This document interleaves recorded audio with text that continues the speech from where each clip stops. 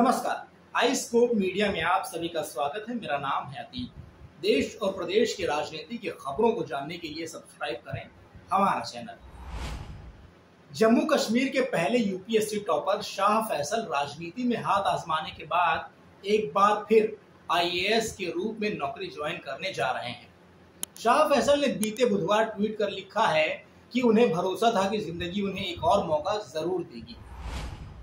उन्होंने लिखा कि जनवरी 2019 से अगस्त 2019 के दरमियान 8 महीनों ने मेरी जिंदगी पर ऐसा असर डाला कि मैं लगभग खत्म सा हो गया था। एक भ्रम के पीछे भागते हुए मैंने वो सब कुछ खो दिया जो कि मैंने पिछले कई सालों में हासिल किया था। नौकरी, दोस्त, प्रतिष्ठा और लोगों का भरोसा, लेकिन मैंने उम्मीद नहीं खोई थी। मेरे आदर्शवाद ने मुझे निराश किया, लेकिन मुझे अपने ऊपर भरोसा था कि मैं अपनी गलतियां सुधार लूंगा और जिंदगी मुझे एक मौका जरूर देगी। उन्होंने ये भी लिखा कि वह अगले महीने 39 साल के होने जा रहे हैं और एक नई शुरुआत करने के लिए उत्साहित हैं। फैसल ने अपने ट्वीट में जनवरी 2019 से लेकर अगस्त 2019 के बीच जिस दौर का जिक्र किया है, ये वो समय था जिसमें उन्होंने आईएएस के रूप में अपने पद से इस्तीफा देकर हिरासत में लिए गए जाने तक का सफर था। जम्मू कश्मीर सरकार की वेबसाइट के मुताबिक शाह फैसल की तैनाती के आदेश आना बाकी है। फैसल के नौकरी पर लौटने की खबरें आने के बाद से सवाल उठाया जा रहा है कि किसी व्यक्ति को इस्तीफा देने, राजनीति में हाथ आजमाने के बाद वापस नौकरी में कैसे लाया जा सकता है। ट्विटर यूजर सहाना सिंह ने इस पर सवाल उठाते हुए लिखा है कि शाह फैसल का इस्तीफा साल 2019 में क्यों स्वीकार नहीं किया गया था। जम्मू कश्मीर के पूर्व मुख्यमंत्री उमर अब्दुल्ला ने भारतीय प्रशासनिक सेवा फिर से ज्वाइन करने पर शाह फैसल को शुभकामनाएं दी। उमर अब्दुल्ला ने ट्वीट किया है, राजनेता के रूप में आपने छोटी पारी के बाद शाह फैसल अब उसी सरकार की सेवा करेंगे जिसके वे 10 महीने कैदी रहे। मैं उनकी नई और पुरानी जिम्मेदारियों के लिए उन्हें शुभकामनाएं देता हूं। लेकिन यह पहला मामला नहीं है जब किसी प्रशासनिक अधिकारी को इस्तीफे के बाद नौकरी पर वापस लाया गया हो। इससे पहले साल 2009 में बिहार के पूर्व डीजीपी गुप्तेश्वर पांडे का मामला सुर्खियों में आया था। पांडे साल 2009 में बिहार के इंस्पेक्टर जनरल हुआ करते थे। अपनी राजनीतिक महत्वाकांक्षाओं के चलते पांडे ने बक्सर सीट से लोकसभा का चुनाव लड़ने का फैसला किया। वह बीजेपी की सीट से चुनाव लड़ना चाहते थे।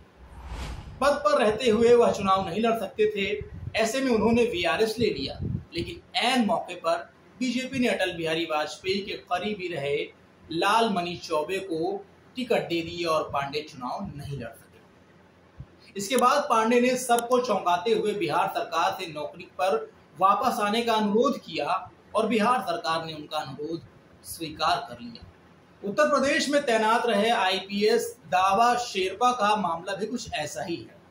उन्होंने भी साल 2008 में अपना इस्तीफा देने के बाद राजनीति में अपनी किस्मत आजमाई थी। कुछ समय बाद शेरपा भी भारतीय पुलिस सेवा में वापस आ गए थे। भारतीय प्रशासनिक खेमे में ऐसी घटनाओं को अपवाद माना जाता है। शाह फैसल की नौकरी पर वापसी होने से जुड़ी खबरें आने के बाद फिर एक बार इस मुद्दे पर चर्चा शुरू हो गई है। इस्तीफे के बाद नौकरी पर वापसी कैसे है, इसके बारे में भी हम आपको बताते हैं। अखिल भारतीय सेवाएं मृत्यु सह सेवानिवृत्ति लाभ नियम 1958 के तहत इस्तीफे और वापसी से जुड़े नियमों को दर्ज किया गया है। बीबीसी ने कार्मिक एवं प्रशिक्षण विभाग के पूर्व सचिव डॉक्टर श्यामल सरकार से बात करके इस मामले की पेचीदगियों को समझने की कोशिश की। डॉक्टर सरकार बताते हैं, अखिल भारतीय सेवाओं के तहत जिन लोगों का चयन होता है उनकी अपॉइंटिंग अथॉरिटी भारत का राष्ट्रपति होता है। ऐसे में अगर कोई इस्तीफा देता है तो उसे राष्ट्रपति के स्तर पर ही स्वीकार करना होता है। अगर किसी अधिकारी ने इस्तीफा दिया है और उनका इस्तीफा स्वीकार हो जाता है तो उनकी नौकरी पर वापसी बहुत दुर्लभ है। जब हम डीओपीटी में सचिव थे उस दौरान 1-2 मामले सामने आए थे जिनमें इस्तीफा दिया गया और स्वीकार हो गया।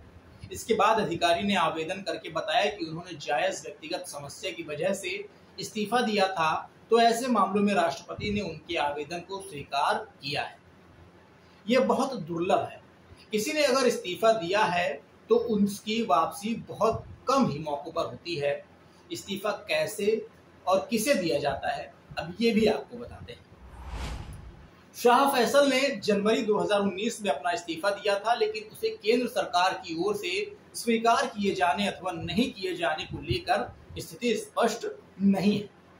इस्तीफे की प्रक्रिया को समझाते हुए डॉक्टर सरकार बताते हैं, अगर कोई अधिकारी राज्य में तैनात है तो उसे राज्य सरकार के माध्यम से केंद्र सरकार को इस्तीफा सौंपना होगा। राज्य सरकार इस्तीफा मिलने के बाद केंद्र सरकार के साथ सलाह मशविरा करती है, जिसके बाद वह किसी नतीजे पर पहुंच सकती है। अगर इस्तीफा स्वीकार होने से पहले इस्तीफा देने वाला अधिकारी अपना मन बदल लेता है तो वह सर्विस में वापस आ सकता है, लेकिन यह बहुत कुछ सरकार पर निर्भर करता है। भारतीय प्रशासनिक सेवाओं के नियमों के तहत किसी अधिकारी को नौकरी पर रहते हुए राजनीतिक गतिविधियों में भाग नहीं लेना चाहिए। शाह फैसल के मामले में उन्होंने इस्तीफे के बाद अपनी राजनीतिक पार्टी लॉन्च की थी। ऐसे में सवाल उठता है कि क्या कोई अधिकारी इस्तीफा देने और उसे स्वीकार होने से पहले राजनीतिक गतिविधि में हिस्सा ले सकता है? डॉक्टर श्यामल सरकार मानते हैं कि नियमों के हिसाब से ऐसा नहीं होना चाहिए। वो कहते हैं, नियमों के मुताबिक ऐसा नहीं होना चाहिए। इस्तीफा देने और स्वीकार होने के बाद कोई भी व्यक्ति राजनीतिक गतिविधियों में हिस्सा लेने के लिए स्वतंत्र है। सर्विस में रहते हुए ऐसा नहीं होना चाहिए।